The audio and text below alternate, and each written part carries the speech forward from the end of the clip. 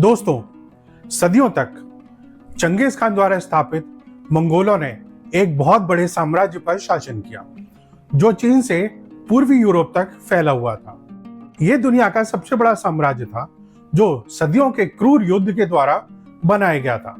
समय के साथ मंगोल नाम यूरेशियन स्टेपी माउंटेन्स के डरावने घुड़सवारों का पर्याय बन गया था। युद्ध में उनके कौशल और कारनामों की वजह से इतिहास में उनका नाम एक बेहतरीन सेना के रूप में याद रखा जाता है। कई बड़े बड़े देशों की सेनाओं को मंगोलों के खिलाफ युद्ध लड़ने से पहले 2 बार सोचना पड़ता था। फिर भी कुछ देशों को यह क्रूर मंगोल लुटेरे कभी भी जीत नहीं सके। यह 5 देश जो वह करने में कामयाब रहे जिसे कई बड़े बड़े साम्राज्य असंभव मानते थे, और वह था उस वक्त मंगोलों को हराना। उन 5 देशों में पहला देश है वियतनाम। ट्रान राजवंश ने वियतनाम पर 1226 से 1413 ईस्वी तक शासन किया। वह मंगोल आक्रमण को सफलतापूर्वक हराने वाले पहले लोगों में से थे। उस समय तक मंगोलों को एशिया और मध्य पूर्व में राज्यों को जीतने में ज्यादा परेशानी नहीं हुई थी, लेकिन जब वे वियतनाम के लोगों के खिलाफ आए तो उनकी हालत खराब हो गई। पहला आक्रमण 1257 ईस्वी में हुआ, जब मंगोलों ने यूनान पर कब्जा कर लिया, जो अब दक्षिण पश्चिमी चीन है। मंगोलों के शासक कुबलाई खान ने सम्राट ट्रान के पास 3 दूत भेजे। कुबलाई खान ने मांग की कि वियतनाम सरेंडर कर दे, नहीं तो वह अपने मंगोल योद्धाओं को भेजकर वियतनाम को तहस नहस कर देगा। जवाब देने की बजाय सम्राट ट्रान ने एक साहसिक कदम उठाया। उसने कुबलाई खान के दूतों को जेल में डाल दिया। आश्चर्य की बात नहीं कि कुबलाई खान को यह बहुत अच्छा नहीं लगा और उसने तुरंत युद्ध की तैयारी शुरू कर दी। लेकिन सम्राट ट्रान को पता था कि क्या होने वाला है। वह जानता था कि यह लड़ाई बहुत कठिन होगी, और उसने खुद को इस बात के लिए तैयार करते हुए अपनी पूरी आबादी को युद्ध के लिए तैयार होने का आदेश दे दिया। आने वाले मंगोल आक्रमण की आशंका में नागरिकों को अपने हथियारों की मरम्मत और नए हथियारों का निर्माण करने का आदेश दिया गया। सम्राट का ऐसा करना सही था। जिस समय उसके राज्य के नागरिक लड़ाई की तैयारी कर रहे थे, कुबलाई खान ने पहले ही 10,000 मंगोल लड़ाकों के 2 समूहों के साथ राजधानी को घेरने के लिए अपना कमांडर भेज दिया था। वियतनामी और मंगोल सेनाएं राजधानी के बाहर एक नदी के तट पर मिली। मंगोलों को आश्चर्य हुआ जब उन्होंने सम्राट ट्रान को एक हाथी के ऊपर नदी पार करते हुए देखा। यह कुछ ऐसा था जो उन्होंने युद्ध में पहले कभी नहीं देखा था। मंगोलों को नहीं पता था कि हाथियों से कैसे लड़ा जाए, लेकिन उन्होंने अपना संयम बनाए रखा और उनके पैरों पर जलते हुए तीर चलाए। अंत में हाथी भी मंगोल सेना की उग्रता को कम करने के लिए पर्याप्त नहीं थे। नदी के किनारे 2 खूनी मुठभेड़ों के बाद सम्राट और उसकी सेना नदी में नाव से भाग खड़ी हुई। इस समय पर वियतनामी सम्राट और उसके परिवार ने शक्तिशाली दक्षिणी चीनी सोंग राजवंश के यहाँ शरण लेने के लिए देश से भागने का विचार किया। हालांकि मंगोलों की किस्मत उनको दगा देने वाली थी। जब वे राजधानी में चले गए और वहां के लोगों का नरसंहार किया, तो ऐसा लगा जैसे उन्होंने एक और जबरदस्त जीत हासिल कर ली है। लेकिन जल्द ही उन्हें विनाशकारी झटके मिलने शुरू हो गए। शाही राजधानी लगभग 25,000 योद्धाओं की संख्या वाली मंगोल सेना को झेलने के लिए बहुत छोटी थी। इसके अलावा मंगोलों ने शहर पर जो विनाश किया, उससे मलेरिया जैसी बीमारियां फैल गईं। इन सभी कारणों और असहनीय गर्मी से पीड़ित होकर ठंडे मौसम के आदी ये मंगोल लड़ाके परेशान हो गए। मंगोल सेना की ताकत कम होने पर वियतनामी सम्राट ने अपनी सेना को वापस बुला लिया और केवल 9 दिन के बाद आक्रमणकारियों को आसानी से शहर से बाहर धकेल दिया। वियतनाम को जीतने का दूसरा मंगोल प्रयास 1283 से 1285 ईस्वी तक बहुत लंबे समय तक चला। इस समय पर कुबलाई खान के नेतृत्व में मंगोलों ने पहले ही पूरी चीन पर कब्जा कर लिया था, जिससे वियतनाम पहले से कहीं अधिक असुरक्षित हो गया था। एक बार फिर मंगोल वियतनामियों को नष्ट करने की कगार पर थे। उन्होंने राजधानी शहर पर कब्जा कर लिया और सम्राट और उसके परिवार को एक छोटे से द्वीप पर भागने के लिए मजबूर कर दिया, जहां उन्हें लगभग पकड़ ही लिया गया था। लेकिन एक बार फिर प्रकृति ने वियतनामी लोगों की ओर से लड़ाई में प्रवेश किया, जबकि वियतनामी सेना ने मंगोलों के खिलाफ सख्त लड़ाई जारी रखी। मंगोलों द्वारा अपने साथ लाए गए चीनी डॉक्टरों के बावजूद गर्मी और बीमारी ने मंगोल लड़ाकों पर अपना प्रभाव डालना शुरू कर दिया था। लड़ाई के अंत में मुख्य मंगोल जनरलों में से एक मारा गया और जो सेना मंगोल चीन में वापस जा पाई वह बस एक छोटी सी सेना ही थी, बाकी सब मारे गए। लेकिन कुबलाई खान ने तो जैसे हार मानने से इनकार कर दिया था। ठीक 2 साल बाद उसने एक और हमला किया। इस बार सेना को आपूर्ति प्रदान करने के लिए नौसेना का भरोसा किया गया। हालांकि उनकी योजनाओं को वियतनामी जनरलों ने विफल कर दिया, जिन्होंने सैकड़ों मंगोल जहाजों को डुबो दिया और कब्जा कर लिया। जमीन पर चीजें ज्यादा बेहतरीन नहीं रही। वियतनामी सैनिकों ने गुरिल्ला युद्ध लड़ा, जिसमें उन्होंने मंगोल घोड़ों को रोकने के लिए खाइयों में कीलें बिछा दी। उन्होंने मंगोल नावों के खिलाफ नदी पर घात लगाकर हमले भी किए। 1 साल की लड़ाई के बाद मंगोलों ने हार मान ली और वियतनाम के लोग कई लड़ाइयों बाद अब राहत की सांस ले पाए। दूसरा देश जापान है। 1274 एडी के आसपास में पहले और दूसरे वियतनामी आक्रमणों के बीच कुबलाई खान ने चीन के दक्षिणी सोंग राजवंश पर अपनी नजरें जमाई। 1115 एडी में चीन उत्तरी और दक्षिणी क्षेत्र में विभाजित हो गया। चंगेज खान के एक बेटे के नेतृत्व में मंगोलों ने पहले ही उत्तरी भाग पर कब्जा कर लिया था। हालांकि दक्षिणी भाग कहीं अधिक कठिन साबित हुआ, तो कुबलाई खान ने एक योजना बनाई। अपने उद्देश्य को मजबूत करने के लिए उसने सोंग राज वाले चीन के व्यापारिक साझेदारों को जीतने के लिए कई अभियान चलाए। उन साझेदारों में से एक जापान था। 13वीं सदी में जापान एक सामंती समाज था, जिस पर शोगुन का शासन था, जिसके प्रति सामुराई वर्ग पूरी तरह निष्ठा रखता था। इस हायरार्किकल समाज में सामुराई शोगुन के जागीरदार के रूप में कार्य करते थे। उन्हें विशेष अधिकार दिए गए जो उन्हें जापानी किसानों से अलग बनाते थे। इस समय जापान भी एक बंद राष्ट्र था, क्योंकि शोगुन ने शैक्षणिक या धार्मिक उद्देश्यों के अलावा अन्य देशों में किसी भी प्रकार के व्यापार या इमिग्रेशन को अलाउ नहीं कर रखा था।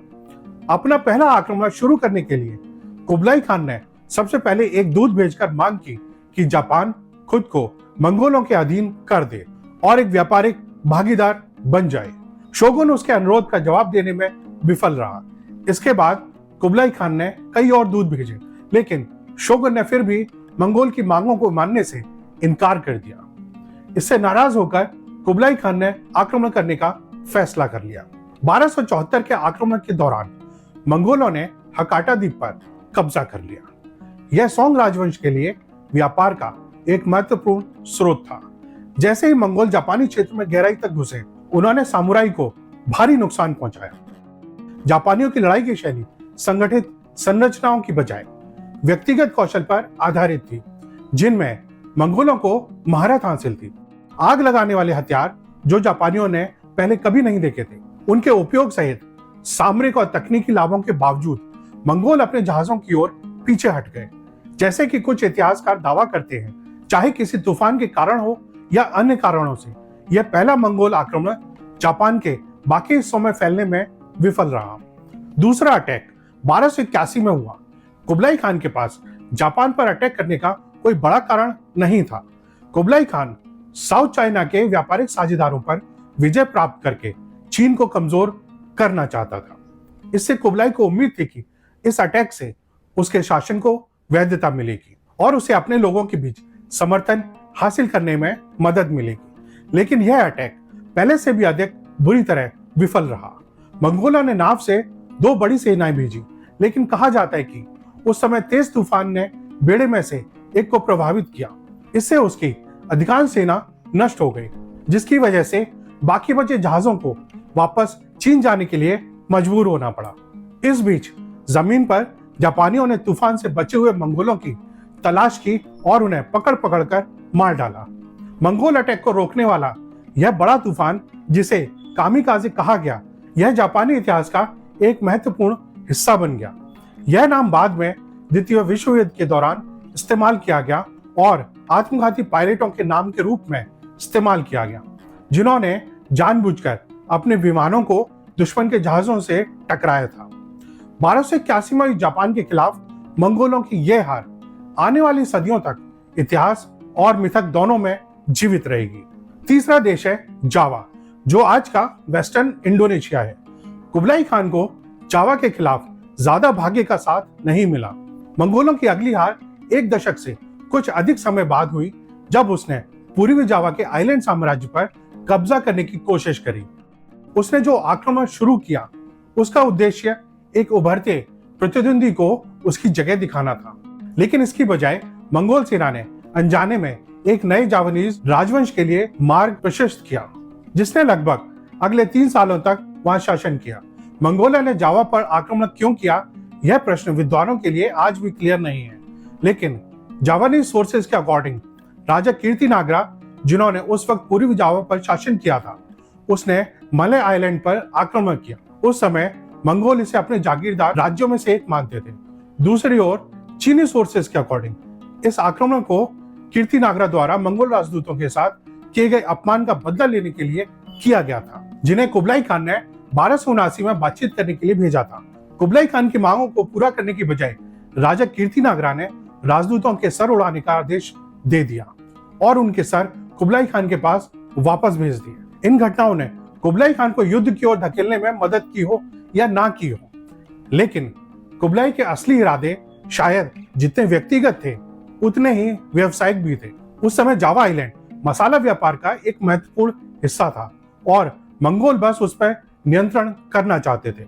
सही कारण जो भी हो, 1292 में जब एक बड़ा मंगोल बेड़ा जावा में आया, तब तक राजा कीर्तिनागरा राजा नहीं थे और उनके सिंहासन के लिए गृह युद्ध चल रहा था। दावेदारों में से एक राडेन विजया नाम के एक राजकुमार ने मंगोलों की उलझन का इस्तेमाल अपने फायदे के लिए किया। उसने राजा बनने के लिए पहले मंगोलों को अपनी सेना में भर्ती किया, लेकिन राजा बनने के बाद उसने फिर मंगोलों पर ही हमला कर दिया। उन्हें हराने के बाद उसने उन्हें द्वीप छोड़ने पर मजबूर कर दिया। कुछ ही समय बाद मंगोल हमेशा के लिए जावा से दूर चले गए और अपने पीछे उन्होंने एक जावानीज राजवंश को पीछे छोड़ दिया, जिसने 16वीं शताब्दी तक शासन किया। चौथा देश है भारत। जी हाँ दोस्तों, अपना भारत। जब 12वीं शताब्दी में मंगोल यूरेशियन स्टेप के मैदानों में उभरे, तो ऐसा नहीं था कि केवल पूर्वी एशिया ही उनके हमलों से पीड़ित था। जैसे ही वे पश्चिम की ओर बढ़े, उन्होंने ख्वारजम के मुस्लिम साम्राज्य पर विजय प्राप्त की, जो पश्चिमी भारत से अनातोलिया यानी आज के तुर्की तक फैला हुआ था। उन्होंने ख्वारजम के शाह को घोड़े पर सवार होकर अपने साम्राज्य से भागने के लिए भी मजबूर कर दिया था। मंगोलों ने रूस, फारस, बगदाद के लोगों के खिलाफ हिंसा के ऐसे भयानक कृत्यों को अंजाम दिया, जिससे लोगों में मंगोलों के खिलाफ खौफ काफी बढ़ गया था। लेकिन जब उन्होंने उत्तरी भारत में प्रवेश करना शुरू किया, तो उन्हें एक समान रूप से ही भयंकर शत्रु का सामना करना पड़ा, जो वह करने में कामयाब रहा जो कुछ अन्य लोग करने में असफल रहे। वह था मंगोलों को हराना। अलाउद्दीन खिलजी ने 1296 ईस्वी से 1316 ईस्वी तक दिल्ली के सुल्तान के रूप में शासन किया। उस समय में उन्होंने 6 अलग अलग मंगोल हमलों का मुकाबला किया। 1258 ईस्वी में हुए पहले मंगोल अटैक के दौरान अलाउद्दीन खिलजी एक बेहतरीन जनरल और निर्दयी विजेता दोनों साबित हुआ। अपने घुड़सवार योद्धाओं की अपनी सेना के साथ मंगोलों को हराने के बाद उसने तुरंत मंगोलों का पीछा करते हुए 20,000 मंगोल लड़ाकों को कैद करके मौत के घाट उतार दिया था। यह शुरुआती हार मंगोल खान के गौरव के लिए एक आघात के रूप में सामने आई। इससे नाराज होकर उसने अगले साल 1299 में दिल्ली की सल्तनत को ध्वस्त करने की उम्मीद में 2 लाख योद्धाओं की एक बड़ी सेना को भेजा। लेकिन एक बड़ी लड़ाई में, जिसे अब किली की लड़ाई के रूप में जाना जाता है, अलाउद्दीन के घुड़सवार मंगोलों से तब तक भिड़ते रहे जब तक कि खान का बेटा कुतुब ख्वाजा मारा नहीं गया। इसके बाद मंगोल पूरी तरह से भारत से वापस चले गए। 5वां देश है ममलूक्स। मंगोलों को हराने वाले ममलूक भी थे। उन्होंने 1260 में एन जालूत की लड़ाई में मंगोलों को उनकी सबसे बड़ी हारों में से एक दी थी। इस लड़ाई में लगभग 20,000 मंगोलों को फिलिस्तीन के रेगिस्तान में 20,000 ममलूकों की समान सेना का सामना करना पड़ा और उन्हें पीछे हटने के लिए मजबूर होना पड़ा।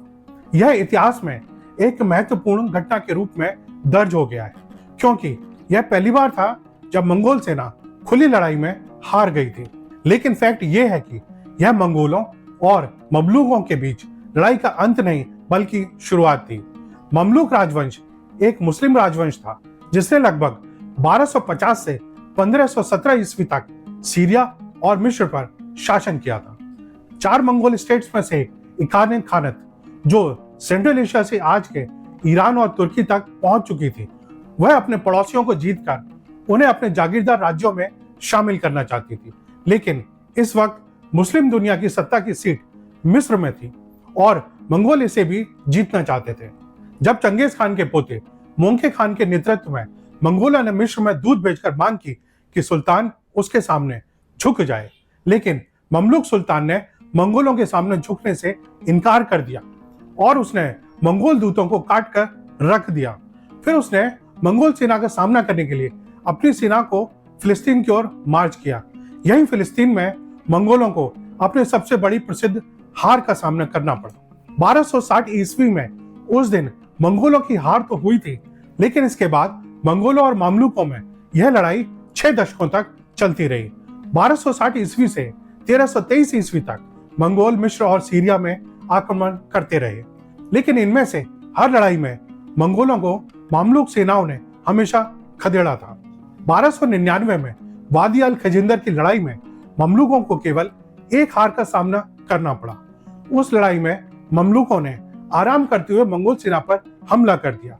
हालांकि मंगोलों की एक टुकड़ी टूट गई और उसने पीछे से ममलूक सेना को घेर लिया।